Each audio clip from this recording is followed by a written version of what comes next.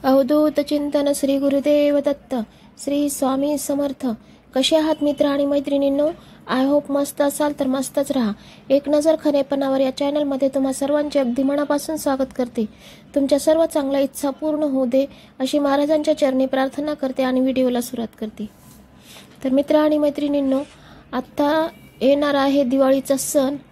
अगदी 9 तारखेपासून आपल्याला दिवाळीच्या सणाची नाही का लगबग असणार आहे.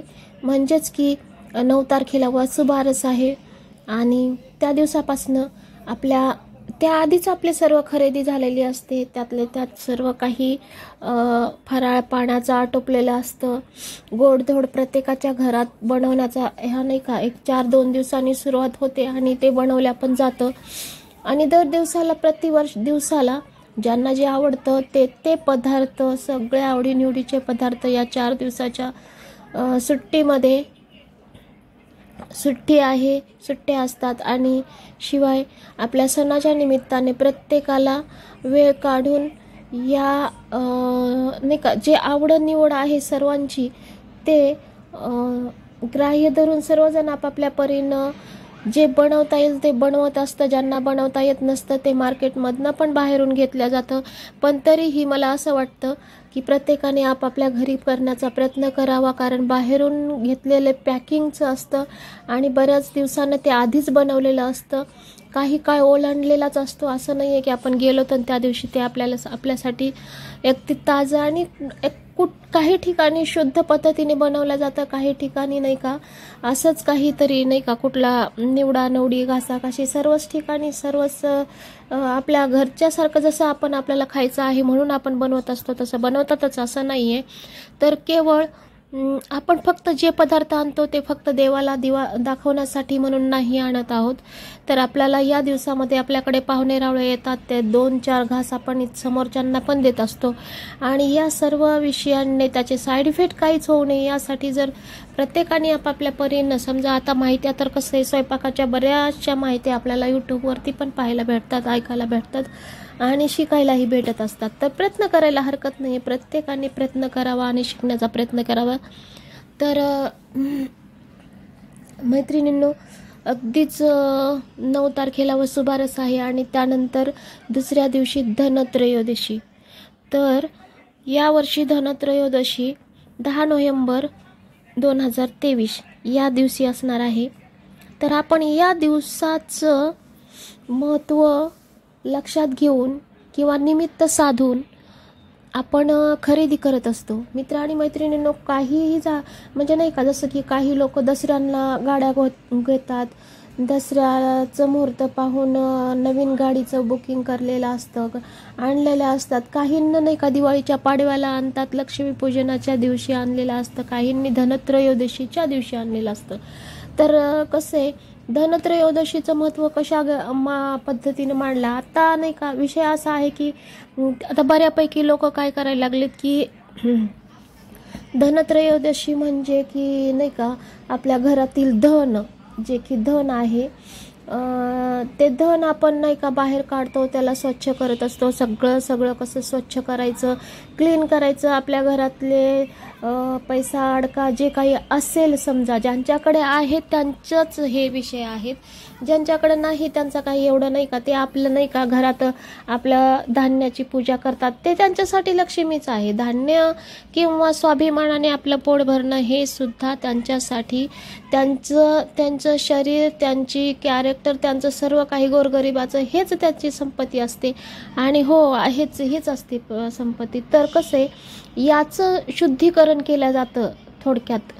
की आता थोडक्यात सांगायचं म्हटलं तर धनत्रयोदशी दिवशी पहिली आंघोळ म्हणून नाही का संबोधला आहे. तर गोरगरिबांसाठी हीच आहे की नाही का स्वच्छ नाही का, ही धन आहे, शरीर हे आपलं धन आहे, प्रॉपर्टी आहे, संपत्ती असं म्हटलं गेलेलं आहे. पण आता त्याबरोबरच संपत्तीचीही पूजा केली जाते. लक्ष्मी पूजे दिवशी करत होते हे आधी लहानपणी असं होतं, पण आता धनत्रयोदशी दिवशी लक्ष्मीचं पूजन केलं जातं. लक्ष्मीचं म्हणजे की आर्थिक धन संपत्ती याचंही पूजन केलं जात आहे आता. तर त्या दिवशी मग आता त्या दिवशी आपण बाहेरून काय काय खरेदी करू शकतो. प्रत्येकाला कसे नवीन दिवसा म्हणजे नाही का कुठल्या सणावाराला एखाद्या मुहूर्ताला गाठून जर एखादी वस्तू आणली तर म्हणतात ते काही काळ आपल्याजवळ जास्त काळ राहते आणि ती जास्त काळ राहते. आणि ते कसे शुभ दिवशी आणल्यामुळं शुभ कार्यावर कुठल्या मुहूर्तावर आणल्यानं ते आपल्या लक्षात पण राहतं आणि ते त्यासाठी शुभ दिवशी वस्तू घेण्याचा नाही का सगळेजण प्रयत्न करत असतात सर्वजणच.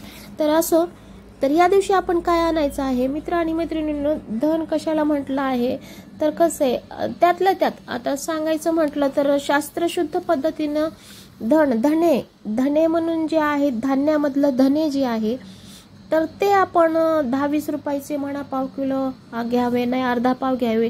असतील छोटे वाटीवर असेल तरी बस झालं, कारण त्याचं फक्त आपल्याला पूजन करायचं असतं.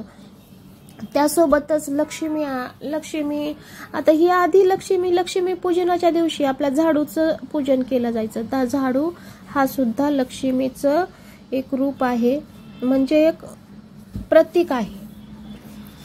झाडू जो आपला झाडू असतो तो झाडू लक्ष्मीचं प्रतीक आहे. आणि त्यामुळं कसं आहे झाडू म्हणजे कसे ह्यासाठी की झाडू शिवाय आपण घरदार किंवा क्लीनता आणि हे कसं आहे जे लक्ष्मी या जिथं आपलं नाही का स्वच्छ आणि सुंदर असा परिसर लखलख दिसेल तिथंच लक्ष्मीचं वात्सल्यही असतं, तिथंच लक्ष्मी कायम टिकूनही राहते.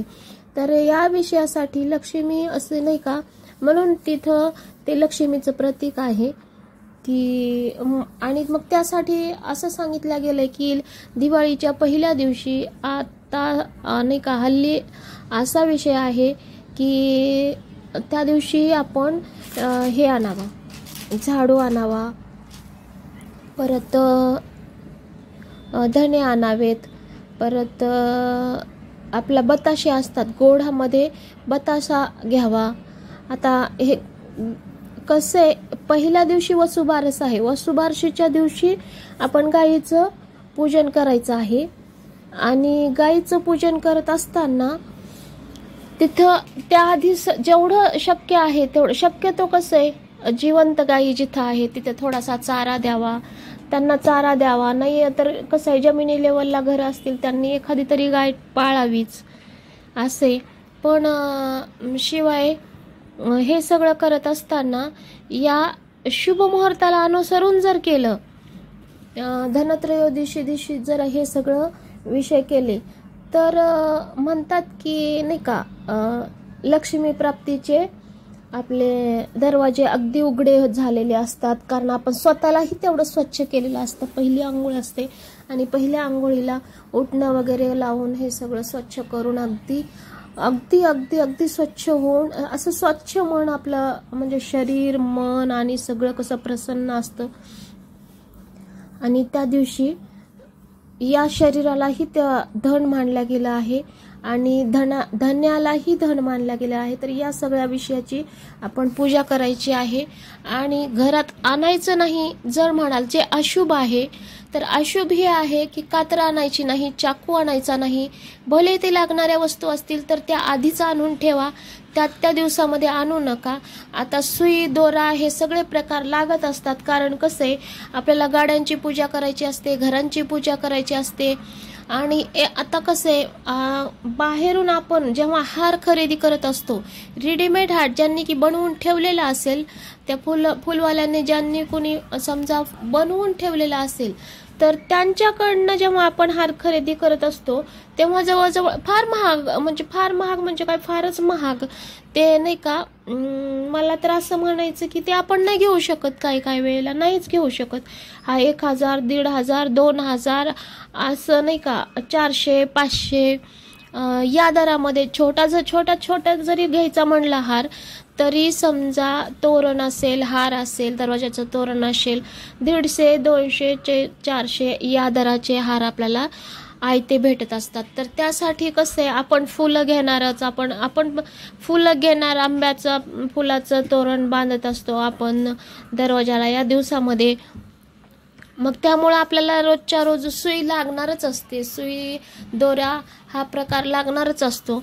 तर त्यासाठी तुम्ही या दिवाळीच्या आता नाही का आपल्याला उद्या लागणार आहे म्हणून तुम्ही धनत्रयोदशीच्या दिवशी सुई आणू नका, कारण सुई हे पण कसं आहे, हे म्हणजे असं तोडणार आहे, ओवणार आहे हे मान्य, पण तरी सुद्धा सुई आणू नये म्हणतात. कात्री आणू नये, चाकू आणू नये. या वस्तू सर्वच्या सर्व तुम्ही आधी आणून ठेवा. आणि शक्य असेल तर दिवाळीची शॉपिंग झालंच तर वसुबारसेच्या आधी 2 दिवसांनी जरी पूर्ण केली तरी सुद्धा ते बरं पडतं, की हां समजा कोणाला घरामध्ये कुठला प्रॉब्लेम नसेल, कुठली अडचण येणार नसेल, काही प्रॉब्लेम नसेल तर ते आधीच करून ठेवलेली बरी नाही का, म्हणजे खरेदी आणि सगळे विषय पण. त्यामुळं कसं असणार आहे की नाही का कोणालाही अडचण निर्माण नाही होणार आणि अशुभ घडणार नाहीये. काही जे काय अशुभ आपल्याला वाटतं ते अशुभ घडणार नाहीये. तर मिळालेली माहिती कशी वाटली मित्र आणि मैत्रिणींनो, व्हिडिओला लाईक, शेअर, कमेंट करा. चॅनलला सबस्क्राईब करायला पण विसरू नका. तर भेटूयात आपण पुढच्या व्हिडिओमध्ये.